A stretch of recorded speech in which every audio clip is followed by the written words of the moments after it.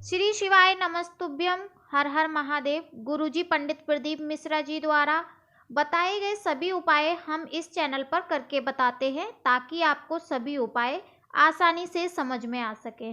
अभी कार्तिक माह चल रहा है। कार्तिक महीना जो कि साल का सबसे महत्वपूर्ण और विशेष महीना होता है, जिसमें हाल ही में अभी जो कथा चल रही है वो कोसी कला में गुरुजी की कथा चल रही है, जिसमें उन्होंने काफ़ी उपाय बताए हैं।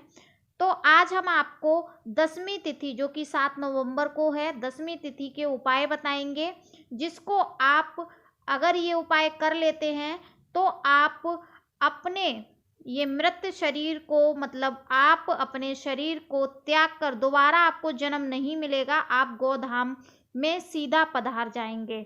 तो ये जो कुछ उपाय हैं वो दसवीं तिथि को करने हैं, और ये इसलिए विशेष है क्योंकि ये साल में एक बार ही उपाय करना रहता है।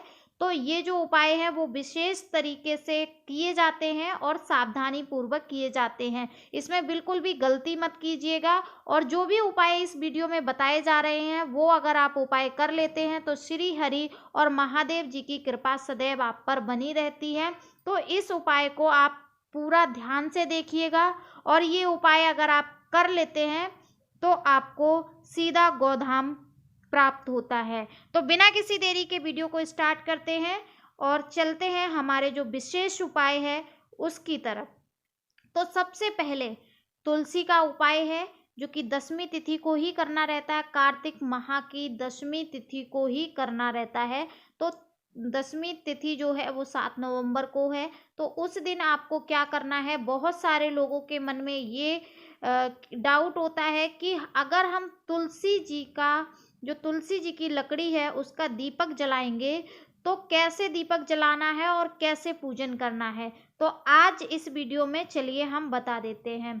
देखिए, गुरुजी ने बताया है कि अगर दसवीं तिथि को, कार्तिक महीने की दसवीं तिथि को, आप तुलसी की लकड़ी को, सूखी हुई जो लकड़ी हो जाती है हमारे क्यारे में, तुलसी के क्यारे में, तो वो उस लकड़ी को तोड़ना है और उस लकड़ी को आप रुई से बत्ती बना लीजिए। उस लकड़ी में रुई थोड़ी सी लपेट कर, थोड़ा सा कपूर डालकर आप बत्ती बना लीजिएगा, जिससे कि वो दीपक आसानी से जल जाए। तो आपको क्या करना है, पहले तो लकड़ी ले लेनी है। लकड़ी लेने के बाद आपको सीधा मंदिर में जाना है। अगर आपके घर में श्री हरि मंदिर है, भगवान कृष्ण का मंदिर या भगवान विष्णु का, महादेव अगर आपके घर में है तो आप घर में ही दीपक प्रज्वलित कर सकते हैं, और अगर नहीं है तो आप श्री हरि के मंदिर जा सकते हैं और महादेव के मंदिर जा सकते हैं। आपको लेना है घी। घी कौन सा लेना है? घी लेना है गौ का, गाय का घी लेना है, अदर किसी का भी घी नहीं लेना है। और घी आप दीपक में भर लीजिएगा। अगर आपके पास मिट्टी का दीपक है तो आप मिट्टी के दीपक में कर लीजिएगा, नहीं तो आप जो आप रोज में पूजा में आप दीपक लेते हैं उसमें भी वो प्रयोग कर सकते हैं। तो लकड़ी लपेट लीजिए रुई में, और उसमें घी में डुबोकर आप श्री हरि का अगर आरती बंदन करते हैं, जिस तरीके से हम वीडियो में दिखा रहे हैं, इस तरीके से अगर आप करते हैं तो आपको दोबारा धरती पर जन्म नहीं मिलता है। आप सीधा हरि के चरणों में ही वास करते हैं, गोधाम के लिए आप सिधार जाते हैं। तो ये उपाय बहुत विशेष है क्योंकि 365 दिन आपको इंतजार करना पड़ता है, तब जाकर साल में एक बार ये मौका मिलता है। तो अगर आपको ये वीडियो मिल गई है तो आप ये ज़रूर करें उपाय, और आप अपने भक्त, जो आपके घर में और भी भक्त हैं, उनको भी शेयर कर दीजिएगा, जिससे कि वो भी अपने शरीर की और अपने मनोकामना से, ये जो आप प्रॉब्लम है, जो भी समस्या है, उससे मुक्ति पा सके।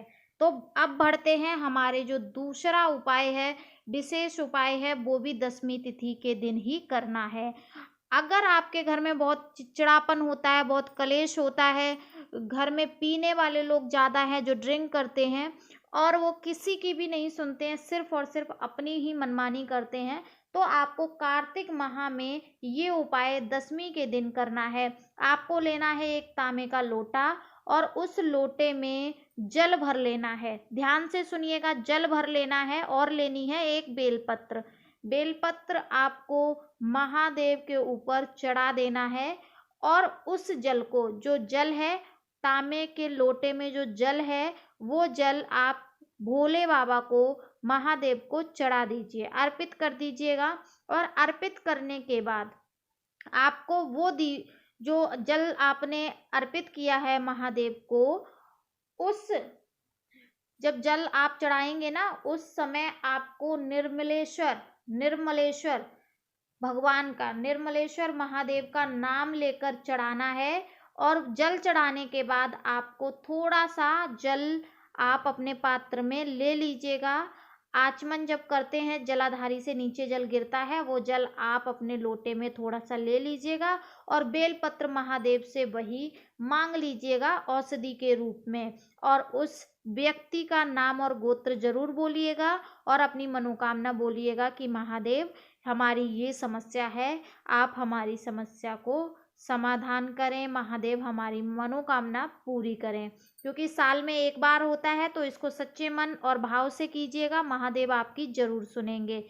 तो इस तरीके से आपको क्या करना है, ये उपाय कर लेना है। फिर उसके बाद आपको क्या करना है, सीधा आना है अपने घर पर। आपको आना है सीधा घर पर, और घर पर आने के बाद जो आप जल लेकर आए हैं ना, उस जल को, जिस व्यक्ति को चिड़चिड़ापन आता है, ज़्यादा क्रोध आता है, उस जल को आप आचमन करा दीजिएगा उस व्यक्ति को। और जो बेलपत्र लेकर आए हैं, वो बेलपत्र भी उस व्यक्ति को खिला देनी है। तो ये 10वीं तिथि के उपाय हैं। अगर आप ये उपाय कर लेते हैं तो आपकी शीघ्र अतिशीघ्र मनोकामना पूर्ण हो जाती है। वीडियो अच्छी लगी तो लाइक शेयर ज़रूर करें और चैनल को सब्सक्राइब करें।